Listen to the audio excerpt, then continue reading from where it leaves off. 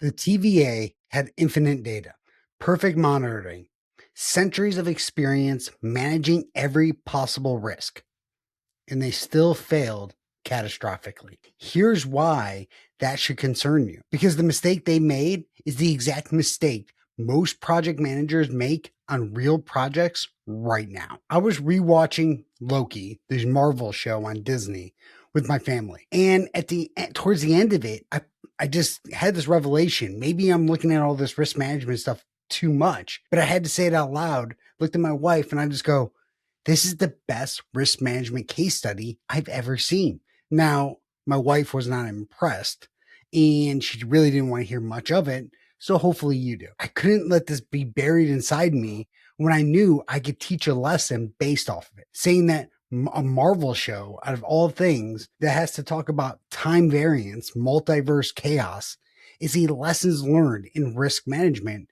that most people probably would never see. So the TVA didn't fail because they lacked knowledge. They failed because they only knew one risk response strategy. And if that's all you know, you're one project away from the same outcome. Now, I have to warn you, if you have not seen the Loki show, I'm going to drop a lot of spoilers. So please go watch the show, then come back to this, or watch this and go watch the show in a different light. So let me show you overall what I mean here. The TVA's framework was actually pretty solid. They had a baseline, the sacred timeline, the approved planned path that everything was matched up against. In project management, we all know this.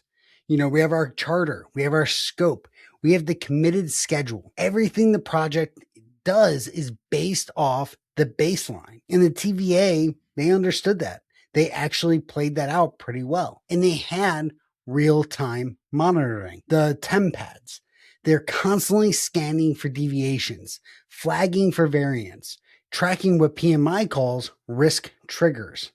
Those early warning signals that tell you a risk is about to become a problem. So they had a baseline, they had monitoring, they were identifying risks continuously throughout the timeline, not just at the kickoff of everything. That's actually more than most teams I see and I work with do. But here's where everything falls apart. Every time the monitoring flagged a risk, they did the same thing.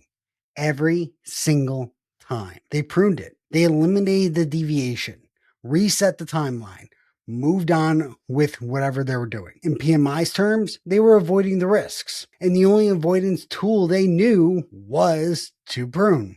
He who remains had been running this system for centuries. And he never once asked, is this a better way to handle this? Is there a better way to do some of this? That one question, that single question, is the difference between risk management and risk avoidance overall. And it's what the PMI-RMP is actually built to answer. So we know that the TVA only had that one risk response, but that's not actually the full problem. They had a contingency plan. Every time a Nexus event appeared, the agents were ready to go. They had the protocol. They had the execution procedures down pat. That's not a missing response.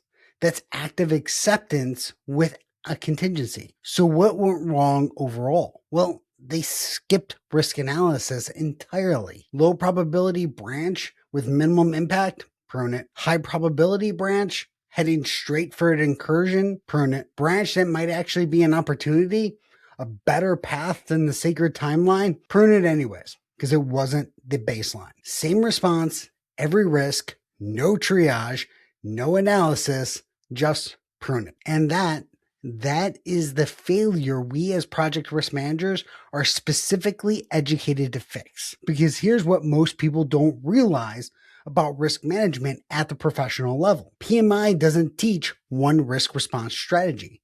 It teaches 8 of them. 5 strategies for threats, 5 strategies for opportunities. 2 of them, accept and escalate, appear on both sides. This gives you 8 unique ways to respond to a risk, not 1. 8. The TVA didn't just ignore 7 of them. They ignored the step that tells you which one to use in the first place. Risk analysis. Probability times impact.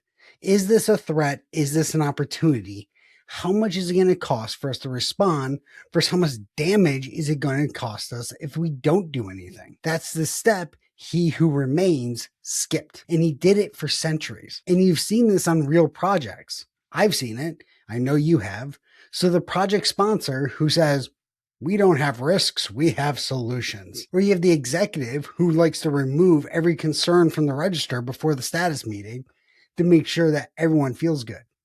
Or the PM who files the risk log on day one and then doesn't open it again until their project is on fire. Those are all actions that he who remains took. And he had infinite information, but no analysis, and he used the same response every time, which obviously was inevitable failure. Now, Sylvie comes along.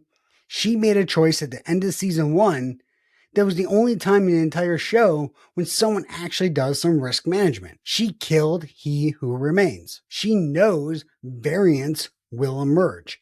She knows that the multiverse will branch. She knows there will be consequences, but she does it anyways because she ran an analysis. She weighed the probability and impact of what happens if he who remains stays and against the probability and impact of what happens if he doesn't. And she judged that based off the current situation that was the greatest risk than what might come next. So in PMI's terms, that's considered a documented strategic acceptance of a decision for a threat based off the combination of exploiting the opportunity to take care of it. She used 2 of the 8 strategies in a single choice there. She didn't panic. She didn't prune. She analyzed, and then she decided and acted on it. That difference between skipping to response and actually doing some analysis first is the entire lesson of this show. Now, let me connect this directly to where you are in your career. This isn't just a Marvel breakdown.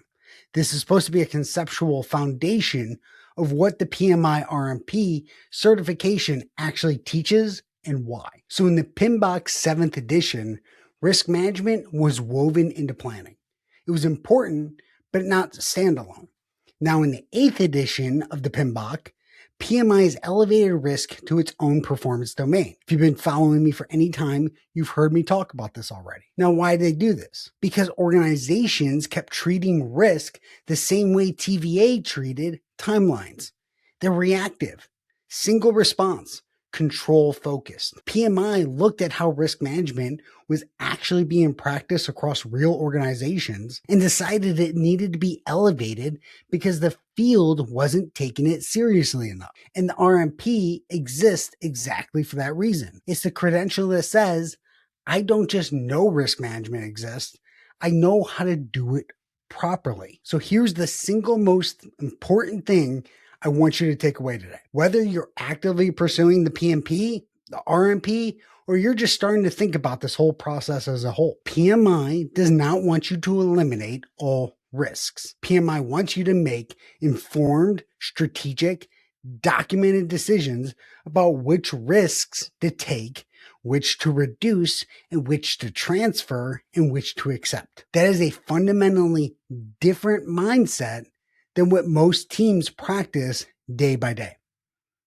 He who remains had more information than any risk manager in history, but he had no decision framework based off that information. The PMI-RMP gives you that framework, not to control outcomes, but to make better decisions in the middle of uncertainty. This framework does not eliminate uncertainty. Nothing eliminates uncertainty. Uncertainty exists and it's going to sit out there forever. The framework does, though, give us the ability to make the best possible decision with what information we have at the moment we need to make that decision. That is what the certification teaches. And that is what I teach in every PMI-RMP exam prep course. We are there to help people make decisions. And that is what Loki accidentally showed us better than any textbook. The TVA's failure had nothing to do with intelligence. They had infinite intelligence. It had everything to do with single response playbook they never questioned. So don't be TVA. Now, here's your next step. If you've never thought about risk in this way before, Download my free PMI-RMP exam blueprint. Link is going to be in the description. It's a complete breakdown of PMI risk framework and what structured risk management actually looks like in practice based off the exam content outline. It's free. Grab it at your own will. If you're actively planning to pursue the PMI-RMP, I run one of the only comprehensive live cohort programs for the RMP certification. Small groups, real instruction by a PMI authorized training partner. If you want, there's a link down below for those courses. There's also going to be a link to a 30-minute call with me down in the description. We'll figure out together whether the PMI-RMP is a right fit for you. The TVA try to control everything. Good risk managers try to build decision-making for senior stakeholders. Be the PM who's driving decisions, not controlling actions. 44 Risk PM, out.